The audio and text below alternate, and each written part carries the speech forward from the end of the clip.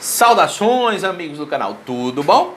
Eu vou responder aqui algumas perguntas do meu penúltimo vídeo, tá certo? Eu tô olhando aqui no computador, algumas perguntas foram feitas, vou tentar responder aqui pelo menos umas 2 ou 3. A maioria das mensagens é elogiando o vídeo, o canal, agradeço a vocês mais uma vez. Mas tem perguntas, se tem perguntas a gente tem que responder, dar opinião, tá certo? Lembrando mais uma vez que eu não sou o dono da verdade, eu estou dando apenas a minha opinião, tá certo? Vamos lá, Canario Canali. Boa noite, Alex. No caso, por que tem filhotes que crescem bonitos de penas e outros ficam meio falhados as penas, da impressão que os pais tiraram penas deles? Tem filhotes lindos aqui, mas tem filhotes meio despenados aqui também. Essa é a minha dúvida. Canario Canali, vamos lá. Tem 2 coisas embutidas nessa sua pergunta, nessa situação. A uma é com certeza em relação ao que você já disse aqui, que é a depenação dos filhotinhos, tá certo? Infelizmente é comum e requer muita atenção nossa no momento que a fêmea vai mudar de uma ninhada para outra. Então, normalmente, pelo menos aqui no meu canarinho, o normal é esse, em torno de 15 dias, a fêmea, 12 a 15 dias, a maioria das fêmeas, umas, graças a Deus, demora um pouquinho mais, mas a maioria, em torno de 12, 15 dias, elas começam a fazer ninho já para 12, 15 dias dos filhotinhos nascidos, elas começam a fazer ninho já pensando na outra ninhada, tá certo? E aí é problema, porque se você vacilar, não deixar material à vontade para elas, elas vão depenar os filhotes. E muitas vezes também os machos. Uma outra questão também é o macho. O próprio macho, chega um determinado momento, ele depena. Então, tudo é atenção. Vocês prestarem atenção naquela gaiola que está reproduzindo, como está o comportamento da fêmea ou do macho, como é que está a saúde dos filhotinhos, porque é possível que isso aconteça. Além da parte de depenação para fazer um ninho, infelizmente, existem algumas fêmeas e alguns machos que têm um costume. Às vezes o filhotinho, 7, 8 dias de nascido, começa a sair os primeiros caninhos e aí você vê a uma debicagem da fêmea e algumas vezes do macho, roendo lá o caninho. Você vê o bichinho fica todo sangrento. Esse ano eu tenho um caso desse, que é uma fêmea, que eu já sei, eu deixo ela criar até anilhar. Quando anilha eu boto para outra. Porque ela depena quando os caninhos estão nascendo. Eu tô com ela lá reproduzindo agora. Eu vou fazer o seguinte, na hora que os filhotes tiverem com 7 dias eu for anilhar, eu vou botar um de 10 já empenadinho para ver o comportamento dela e obviamente de olho, né, no como é que ela vai proceder. Se ela vai depenar mesmo com a pena já toda do lado de fora, não o caninho. Em algumas vezes elas aceitam, outras não, vai depenar também. Aí você tira o filhote e coloca em outro. Obviamente que eu estou falando numa situação lá em casa que eu tenho 100 fêmeas. Obviamente que a possibilidade de eu ter uma mais ou menos no mesmo estágio é grande. E aí esses manejos de trocar um filhote para uma fêmea para outra é mais fácil. Boa parte dos criadores tem uma quantidade menor de casais, 10, 20 casais, que já complica um pouco mais de fazer essa troca de filhotes, tá certo? Algumas pessoas dizem que é, digamos assim, carência de cálcio, outras dizem que é iodo. Esse ato da fêmea debicar o filhotinho ainda novinho, comendo um caninho. Assim, eu particularmente acho que de cálcio não é, porque eu forneço na época de exposição cálcio à vontade na forma de areia, de grit que vende ensacado, tudo direitinho, em lojas de pássaros, empresas Não é areia, pelo amor de Deus, não é areia que você vai pegar ali na construção, na beira de um rio, não, tá certo? É uma areia apropriada para pasto. Eu forneço direto essa areia e, de vez em quando, pelo menos uma vez por semana, eu dou uma complementadazinha no medicamento que tem o cálcio também, tá certo? Tem vitamina B12 e cálcio. Eu boto algumas gotinhas na água que eu molho na farinhada. Então, assim, problema de cálcio eu acho que não é.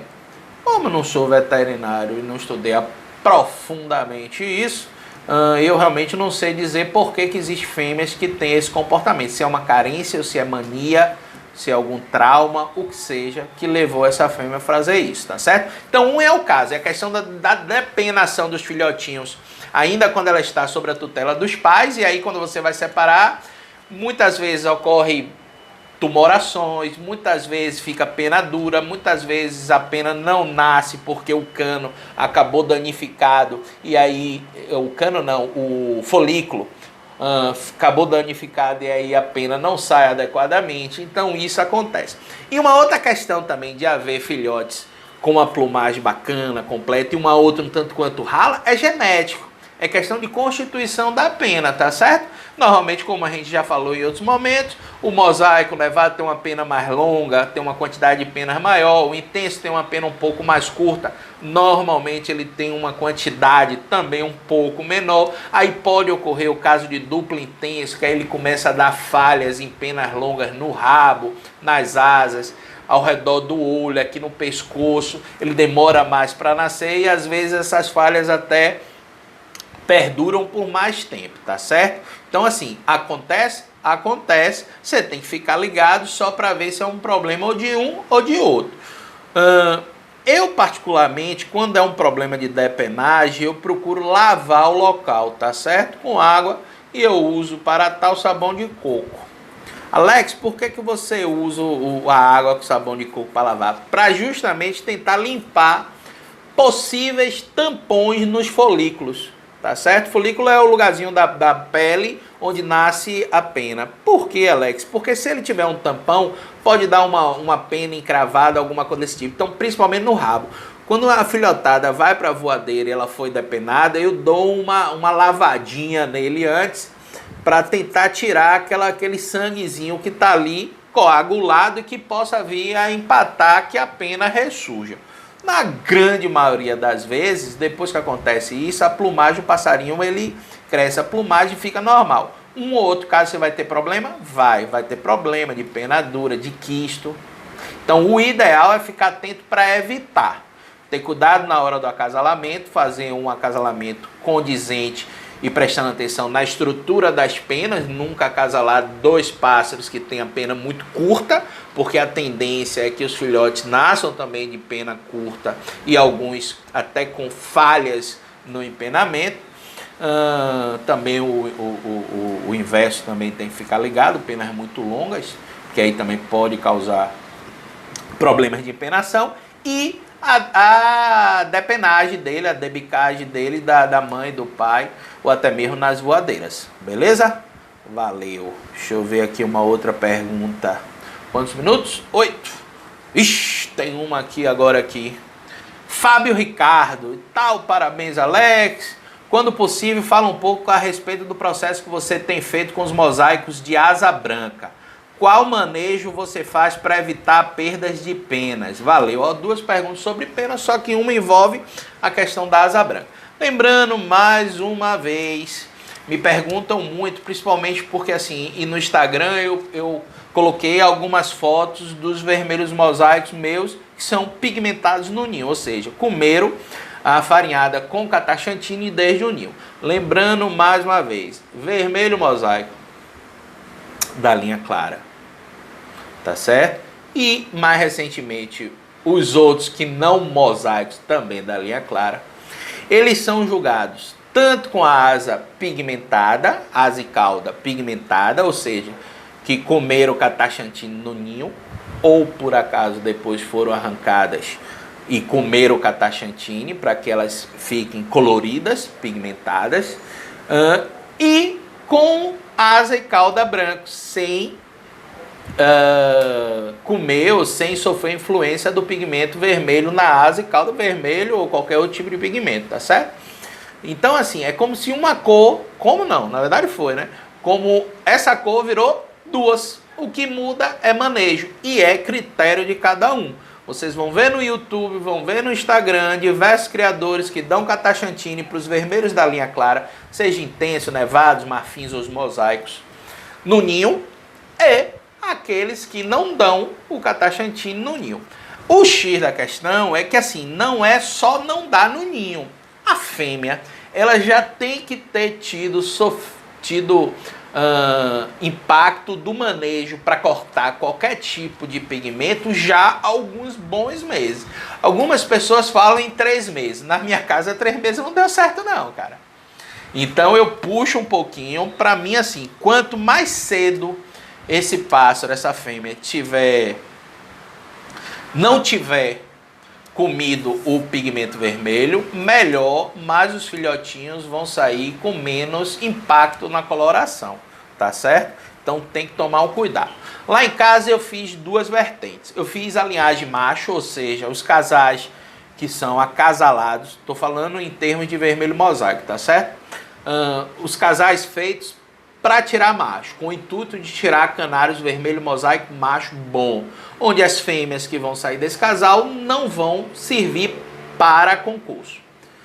Esses eu estou pigmentando no ninho, até porque entra o que você falou aí, os cuidados com perda de pena, que eu vou falar mais adiante. E os casais que eu fiz para linhagem fêmea, ou seja, que o casal busca tirar fêmeas boas para campeonato, e onde os machos filhotes, ou os filhotes machos, invertendo a hora, não vão ser tão bons, ou não vão ser bons para concurso, não vai ter condições de concorrer, estão bem abaixo do que prega o padrão de um vermelho mosaico macho.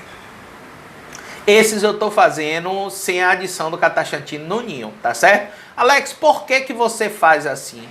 Opção minha, gosto meu, que eu acho a fêmea asa branca mais bonita do que a fêmea asa colorida. E o macho também, até porque ele tem uma zona maior. E algumas vezes, assim, é gosto. Eu gosto que o vermelho estenda um pouquinho mais do que no ombro. Do que ele não fique muito concentrado. Que ele, além de ficar concentrado no ombro, ele escorra pelas longas. Já a fêmea, eu acho mais bonito que ela fique só concentrada aqui no omoplatazinho, no ombro aqui, e que o resto das penas dela sejam brancas. Então é gosto. Mas se um outro criador, por exemplo, fizer o contrário do mim, tá valendo. O campeonato são 2 cores, é como eu disse. E aí a gente entra no cuidado de perda de pena. Nos machos, graças a Deus, não vou ter esse problema. A pena que tiver quebrada, arrancada, vai nascer colorida do mesmo jeito. Já nas fêmeas, todo cuidado do mundo é pouco. Primeira coisa que eu digo assim é evitar superpopulação nas voadeiras. Então assim, analisa bem o tamanho da voadeira que você tem e não enche de passarinho, não enche de filhote. Quanto mais filhotes tiver em uma voadeira, maior a possibilidade ou a probabilidade de ter filhotes com pena quebrada, tá certo? Então assim, todo cuidado do mundo. Eu aqui naquelas voadeiras que vocês veem aí no vídeo, eu boto ali no máximo 12. 12 filhotes ali fica bem confortável. Uma outra questão também e aí é algo que quem tem espaço fica mais fácil, partir de um determinado momento e individualizar os pássaros. Alex, porra, mas vai tomar um espaço. Mas assim, a probabilidade de se quebrar uma pena é menor o pássaro individualizado do que ele numa voadeira com 15. Tá certo? Então assim, isso é uma questão. E se mesmo assim quebrar uma pena, aí que entra coisa boa.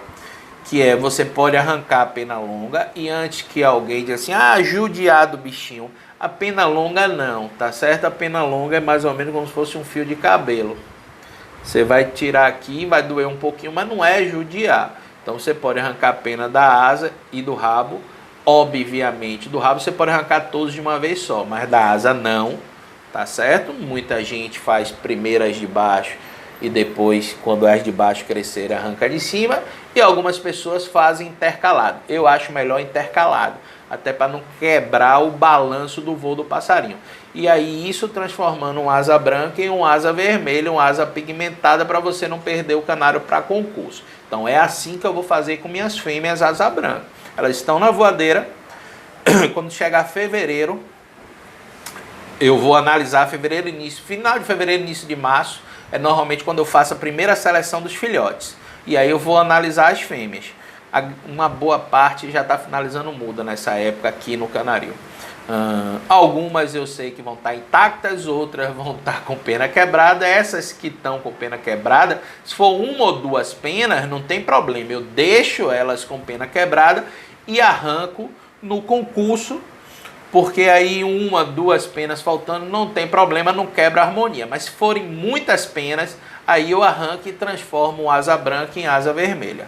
Beleza? Espero ter dado minha opinião, servido para alguma coisa a opinião. Se não está registrada a minha opinião, ninguém é obrigado a acreditar nela ou seguir essa opinião que eu estou dando, não é isso? A gente está aqui trocando informações, perguntaram a minha opinião e eu estou dando a opinião. Valeu? Um abraço.